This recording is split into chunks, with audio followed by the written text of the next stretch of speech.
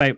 At the end of his most recent book, Unbelievable, Bishop Spong poses a question that should be grappled with by every person of faith in this modern era. Essentially, he asks, can Christianity in its theology, liturgy, institutions, and practices evolve to meet the rapidly emerging new textures of reality in the 21st century? As a Christian pastor and public theologian, I have often grappled with this very question, especially as I've witnessed my own worldview shift dramatically away from a traditional Christian perspective towards a new way of seeing and being that could only scarcely be called Christian by the standards of the dominant institutions within the religion. Well, that's about as good a confession as you're going to get that I am an apostate. I have left the faith. I have left orthodoxy. I have left what the church has taught down through the centuries. And why? Because of his views on sexuality. It's not that the Bible's teaching on homosexuality and marriage and gender is confusing or difficult or anything else. It is that it is so very clear and so very opposite that of a Western society that is running with all of its energy toward its own self-destruction by abandoning everything that is good in God's law. So, the more I've leaned into this question, the more that I have come to believe that the religion called Christianity itself may be irredeemable. Isn't it interesting that you would use the term irredeemable in getting rid of the Redeemer?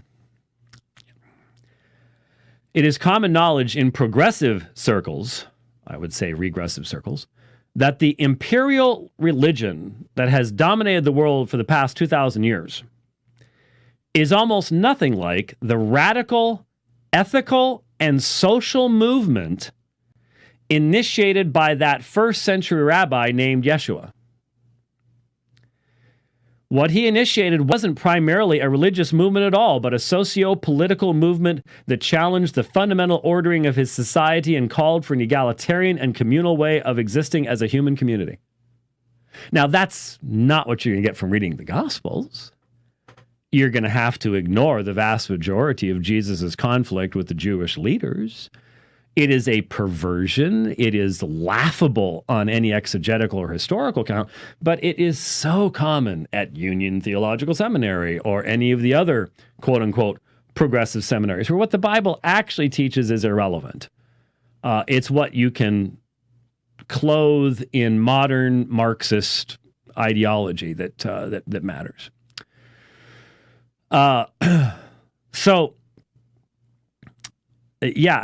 Along with these ethical and political teachings, Rabbi Yeshua, I remember the apostles calling him Rabbi Yeshua all the time.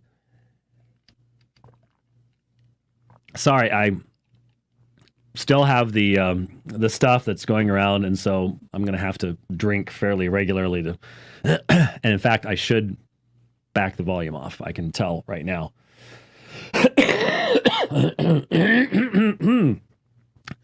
Or we're going to sound like Barry White very, very quickly.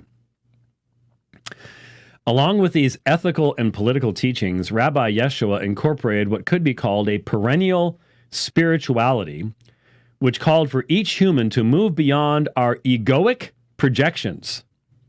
Have you been trying to move beyond your egoic projections recently, Rich? Every day. Yeah. We have a studio audience today. I'm not going to say who it is, though. If I did, you'd all be going, "Why isn't he in here?"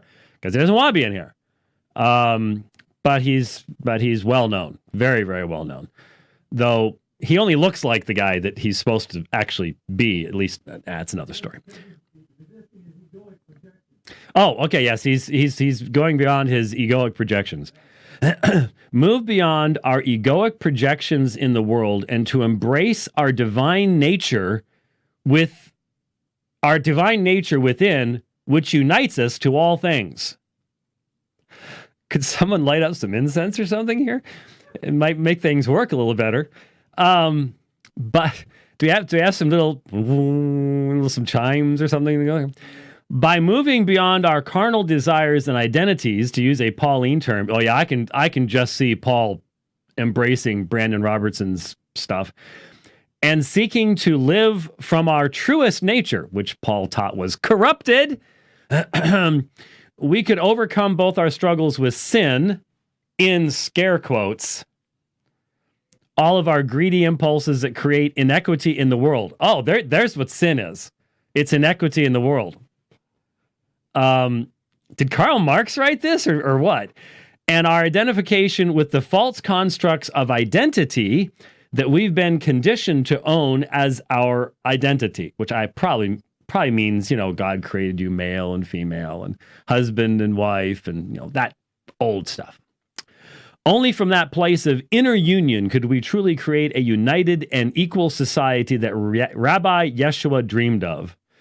Well, he must have just dreamed about it because he never bothered to say anything about it. It's not written down somewhere.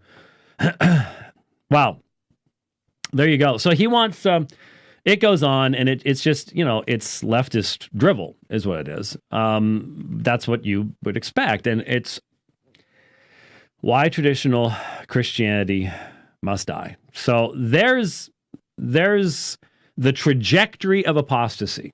Sadly, saw it coming, knew it was coming, and there you see it. That's sad. It's sad to see. But as I said, we went back and forth a bit, and I informed him very straightforwardly on Twitter, you are a false teacher and you're leading people astray, and I think people need to mark you out in that way. And he said the same thing to me, which is fine. Only one of us has a biblical basis, and the other one's just making things up as he goes along. So